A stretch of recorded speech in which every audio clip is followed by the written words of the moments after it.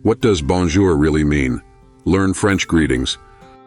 Bonjour. You've probably heard this French word before, but what does it really mean and how do you use it in everyday life? Let's dive in.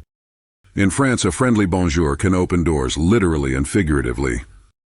What does bonjour really mean? Bonjour literally means good day. It's a common way to say hello in French and works in both formal and informal situations. In France, using bonjour is more than just a greeting. It's considered polite. Walking into a shop, say bonjour. Meeting someone new, bonjour. It sets a friendly tone. Pro tip, make sure you pronounce there softly, like a gentle R. Repeat after me, bonjour. Perfect.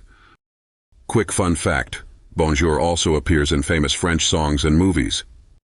Next time you meet someone, impress them with a warm bonjour. It's a small word that can make a big difference. Thanks for joining me today. Don't forget to like, subscribe, and hit that bell icon for more fun learning. Au revoir. See you in the next video.